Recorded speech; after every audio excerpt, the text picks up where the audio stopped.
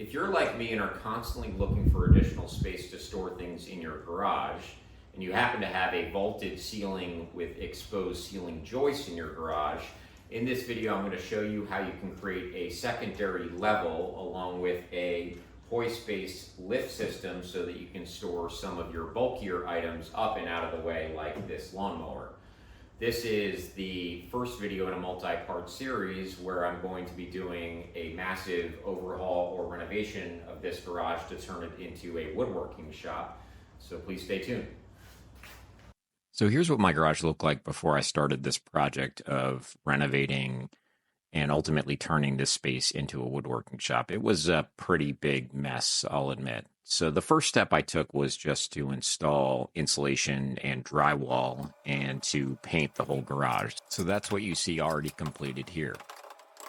The next step was to create a framing system between the existing ceiling joists to hold the floorboard for the second level. The existing joists were made of 2x6s, so I used additional 2x6s to create perpendicular beams between each joist. I used standard joist hangers when connecting between two joists, and then joist hangers with a concealed flange when connecting to the wall. That way I could get nails directly into the studs. I'll admit that while I'm aware that these garage joists aren't really designed to hold a substantial amount of additional weight outside of the roof and drywall, I'd been storing stuff up on these beams for years and never had an issue, so I wasn't overly concerned. The heaviest thing I was planning on storing up here anyways was my lawnmower, which only weighs about 100 pounds. I tried to space each of the new beams approximately 16 inches apart, though the horizontal tracks for the garage door opener made it a little tricky in a few places. If I had had a bit more foresight, I would have done this section against the wall before putting up the drywall, because these concealed flange joist hangers are more difficult to use and not as strong. Once I was finished with the framing, I used 1/2-inch OSB for the flooring. I decided to use OSB because it weighs less and is cheaper than 3/4-inch plywood, which was my other alternative. And here's what it looked like once I was finished with the framing and flooring. I added some additional blocking in a few places so that I could secure as much of the seam between two sheets of OSB down as possible. The next step was to build the actual platform that would be connected to the electric hoist. I wanted it to be as low profile and lightweight as possible, so I just used a series of 2x4s secured together with pocket screws and another sheet of OSB on top.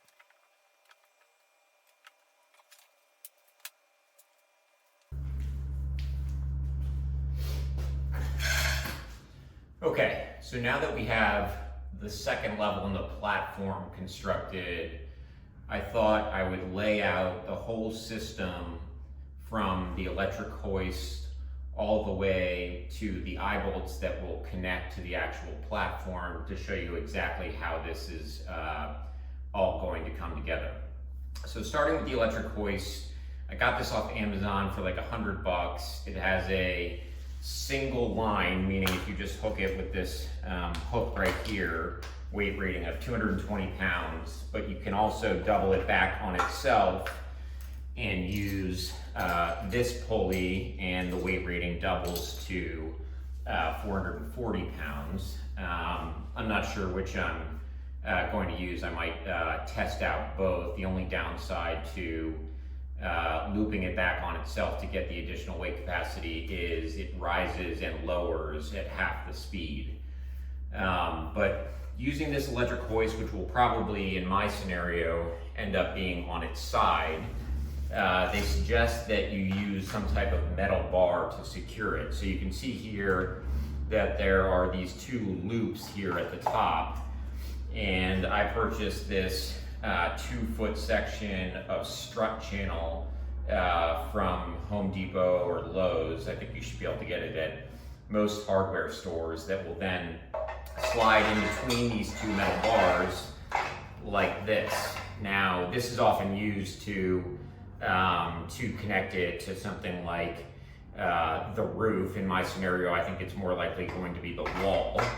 But then this piece will then be connected, in my scenario, to a 2x10 piece of wood here using these lag screws, which are 3/8 inch by 1.5 inch. So they will go through most of the 2x10 because it'll be on its side, along with a couple of relatively large washers so that it has as much support as possible. These washers are 3/8 inch by 1/4 inch. Again, you can get all of these materials at Home Depot, Lowe's, or any hardware store. My plan then is to attach the whole 2x10 into the studs of the wall using the same type of screw. So this is a lag screw, 3/8 inch, but it's 3.5 inches long. I'm not sure if I'll use 4 or just 2, but I want it to be very secure because the last thing I want is for this whole system to rip out a part of the wall, obviously. So this cable, whether it's looped back on itself or not, will then hook into this component. This is what's called a U-bolt. So this will hook onto this like that. And then this is another piece of strut channel. This strut channel is thinner than that one. I just didn't feel like it needed the extra weight that that one has to kind of fully fit inside of the electric hoist.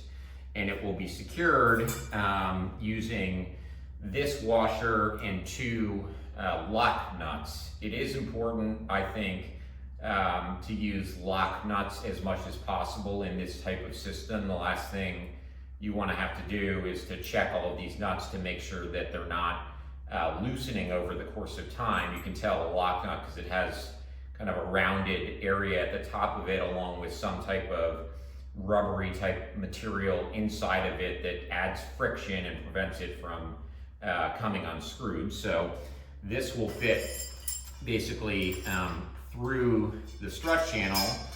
This washer will fit over that, and then I'll have these 2 lock nuts secure it, and this will hook into this. So that's that component. And the reason we're doing this here is because if we want the platform to be lifted completely level the entire time it's lifting, then we can't just use a single cable. You could have a single cable rigged to a set of straps that go around the platform. That is a potentially easier alternative, but ultimately I think that's more likely to be pretty wobbly and just not quite as safe as this system hopefully will be. So the purpose of this again is to basically take this single wire and turn it into 4 individual wires that will then sit ideally at the 4 corners of the platform. So the next component of this is these 3-inch eye bolts. These will connect to this strut channel the same way that this U-bolt does, but in the opposite direction. I will probably use the bolt that came with it on this side, and then the washer and lock nut on the other side. The only reason I'll keep this additional bolt on this side is to prevent it from kind of moving in, when there's less tension in the wires. So that gets us to here. From there, I decided to use these, I don't know if they're, 5-6 inch turnbuckles. This is called an eye hook turnbuckle because there's an eye on one side and a hook on the other side. So this turnbuckle will connect onto the eye hook here, and then right here is where the actual wire cable will begin. And the purpose of using these turnbuckles, it's not 100% necessary in this system, but it does provide one big advantage, which is once you have all of the cables rigged up, you'll likely need to have the ability to make some fine adjustments to make sure that the actual platform is completely level. If you don't have this turnbuckle there, you're then forced to do it using these wire clamps, which is just a more painful process because there are a couple of screws that you would need to consistently adjust versus just turning the eye bolt in and out. Over to this piece. So this is where the new wire will start. So at the eye bolt end of the turnbuckle, this thimble will go around the eye hook. This thimble is designed to basically hold the wire and prevent it from crimping. So the wire will start on one end, go around this loop, which is inside of the eye hook, and then get clamped to itself using these cable clamps. These cable clamps are manual cable clamps. You just screw these tiny little hex bolts right here to secure it, and you can make adjustments as needed. They have different types of these cable clamps. There are some that you can crimp if you prefer that, but I just found these to be a little bit easier versus having to buy a crimping tool specifically for that function. So the wire will start here, and it will make a long run ultimately to the ceiling where these pulleys will be.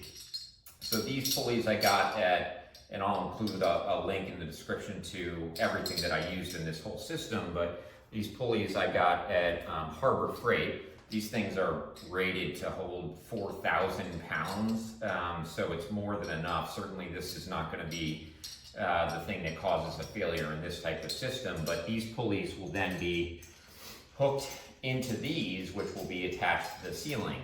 I got these off Amazon. These are actually designed for swing sets, which might sound a little silly, but if you think about hardware for swing sets, it's actually designed to hold quite a bit of weight.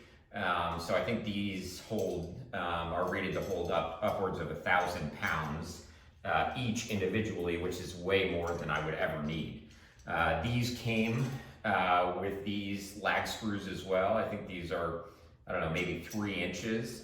It's important obviously to get those into studs to make the whole system secure, but the wire will run from the turnbuckle through the pulley, which will be anchored to the ceiling using these, and then it will run down from the ceiling to the platform, which will either be up or down depending on where the electric hoist is at that point in time.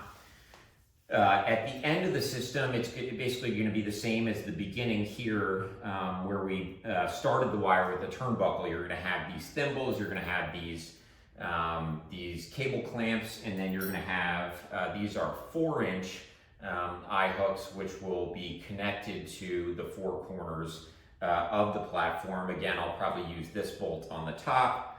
I'll use a 3/8 by 1 1/4 inch washer on the bottom, along with these lock nuts. So that's the way this system is intended to work. So I think there's one more thing that's pretty important to talk about if you're thinking about using a system like this, which is because this piece of strut channel won't be able to state the obvious, run through the actual pulleys, you need to be conscious of the distance between where this strut channel starts when the hoist is all the way raised, all the way in, and the pulleys relative to the distance from the pulleys, or excuse me, not from the pulleys, but relative to the distance that your platform will travel. So as an example, in my scenario, the platform needs to travel about 8.5 feet, which means when the hoist is all the way in, this strut channel will need to be at a minimum 8.5 feet away from these pulleys. Reality is it needs to be further because the wires can't obviously be stretched in every direction. So it'll probably have to be at least 10 or 11 feet in distance from the actual pulleys. This is something I was conscious of before I started this, but admittedly I had not thought it through as much as I should have, because it is going to dictate where it can actually put the hoist. The platform is not in the direct center of the garage, but it is towards the center, not against the wall. and I need direct line of sight in terms of these 4 wires to those 4 pulleys, and that limits the number of places that I can actually mount the hoist and still have 11 feet. So if you're ever considering this, I would definitely just think that through a little more than I did in advance of putting it all together. So that's the system. Let me know if you have any questions, and let's start putting it together. The process of attaching the electric hoist to the 2x10 and assembling the manifold that would be used to turn 1 wire into 4 wasn't too difficult and went largely as planned.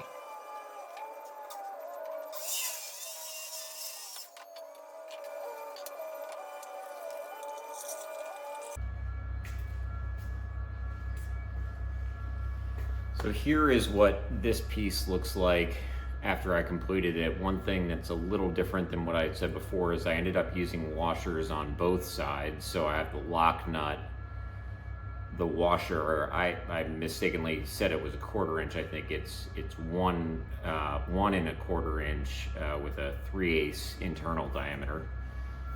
And then I used another one of those washers and the nut that came with the eye bolt on the inside, just to make sure it doesn't get pulled inward. Wouldn't be the worst thing in the world if it did, but I'd rather have it secure. And the U-bolt in the center, and then I cut off the excess of the strut channel just to keep it as low profile as possible. So that's that. To attach the eye bolts to the platform, I used a spade bit on the bottom and an ordinary drill bit to drill through the center of the hole that the spade bit created. I did that so I could recess the washer and hex nut into the platform so that it wouldn't scrape the floor when the platform was on the ground.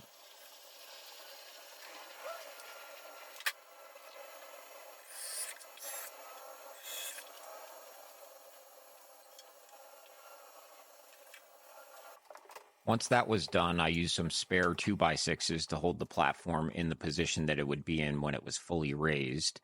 I then used a stud finder to find the rafters and the intersection of the lasers on my laser level to identify the location on the rafters directly above the eye bolts on the platform.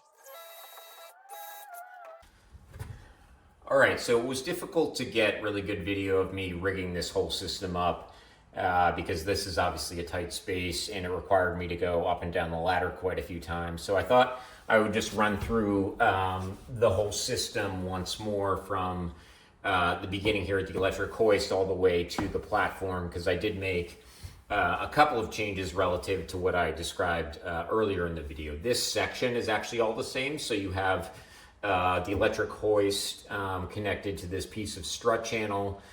This strut channel travels through 2 loops on the back of the electric hoist. This strut channel is then attached to this, I think it's a 2x10, using 2 1.5-inch lag screws with washers on both sides.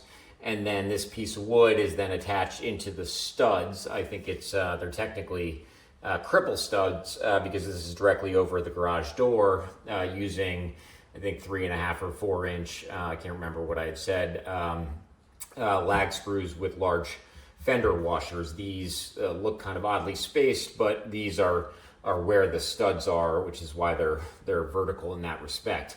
You'll note that I did put this up at an angle, so it's basically following the same slope as the ceiling. The purpose of that was to try and keep these wires up and as close to the ceiling as possible, because this is also the space where I want to create some additional storage, and I didn't want to have to navigate those wires every time I came up here.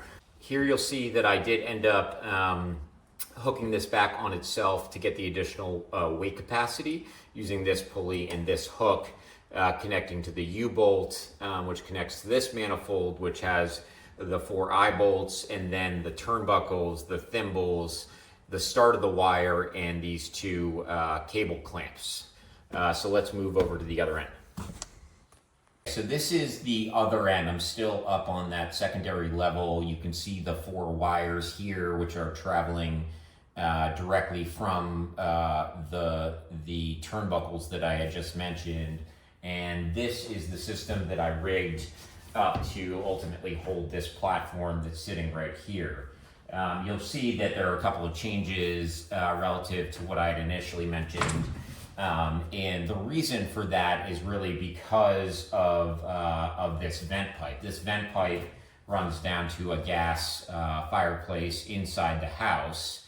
And the issue that I ran into was that to avoid the wires coming into contact with that vent pipe, I had to offset the hoist a bit so that the wires were not traveling directly in between the four corners, the pulleys in each of the four corners on the ceiling. And the reason that created an issue was that the turnbuckles ended up being pulled in slightly different directions at different angles, and what that resulted in was the platform being level at the top where it is now, but becoming slightly unlevel as it moved down towards the ground. So to resolve that issue, I added 4 additional pulleys in this blocking, which maybe looks a little more complicated than it is.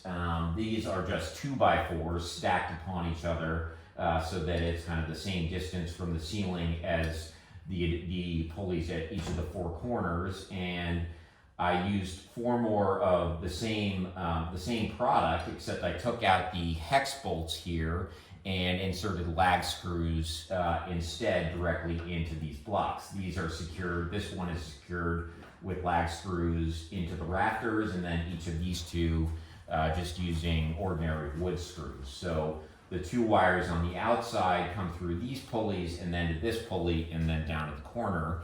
And the 2 on the inside go to those 2 pulleys at the back and then down to the pulleys at each of those corners and then down to the platform. What that did, how that was able to resolve my issue, is that now all of these wires and the turnbuckles remain perfectly straight the entire time that they're traveling, so that this platform continues to be level as it moves all the way to the ground. The reality is that it wasn't a huge issue the way I had it before, the way I had mentioned earlier in the video, but I figured I would just get it right since I put a ton of effort into this anyway.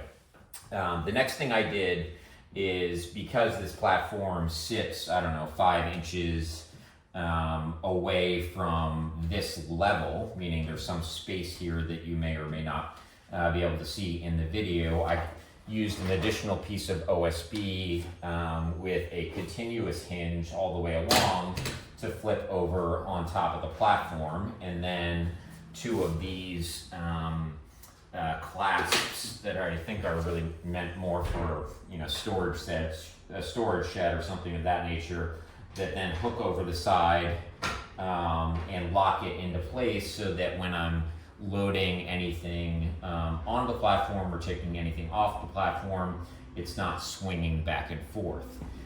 It doesn't really swing at all, assuming I have everything kind of at the center of the platform as it moves up or down, but I did experience some of that as I was trying to move things off the platform, and so this resolves that issue. So that's the system fully rigged, and the last thing I'll cover is just some of the mistakes, not necessarily mistakes or issues that I faced over the course of this project, just so if you are attempting to do something similar, you can avoid some of the pitfalls I ran into.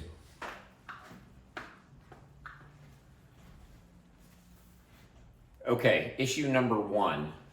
I knew that this was going to be something I would have to deal with, and I wasn't too concerned about it, honestly, but the cord to the controller for the electric hoist, at least for the one I got, is maybe 6 feet long. Now, with the hoist located pretty much on the ceiling, it can only extend down this far. Now, it's not too much of an issue for me because I can stand on a small stool like this and reach it, but it's something to be mindful of. There are videos, I believe, that show you how you can extend these if you're handy with electrical wiring, but that would probably void the warranty to the extent you care. But that's the first thing that I would be mindful of. I probably won't go through that process. This seems to work just fine for me because it's not something that I'm using every day or even every week. And reaching up here every once in a while isn't a big problem for me, but something to be conscious of. Okay, so the second issue I faced was actually with these cable clamps. I talked earlier about how I thought that these would actually make it easier to the extent I needed to make larger adjustments in addition to using the turnbuckles, but I don't know if you could see it very well in the video, but these tiny little nuts are incredibly close together. So I actually have the right size socket wrench for these nuts, but I couldn't get it over one without it being on top of the other. And as a result of that fact, I had to use a tiny little wrench on each of these to get them tight. And I have two of these at each end of each wire. So that's 16 cable clamps in total, or 32 of these little nuts, which to say the least was not that fun of an experience. Now, I'm not sure what the solution is to that. I would imagine that there is some type of socket wrench that is thin enough or has a low enough profile to get around one of these without coming into contact with the other, but I didn't have that. I don't necessarily think a crimping clamp is the right answer though, because I did, have to adjust these a fair amount because the turnbuckles can only do so much in terms of adjustments, and when you're setting it up, these wires take a little bit of time to really stretch out and become fully taut. So I would still use something like this, but find a better means, if you can, of being able to tighten these, because the way I did it was fairly tedious. All right, so the last issue that I really faced on this project was related to the spacing of these eye bolts at each of the corners.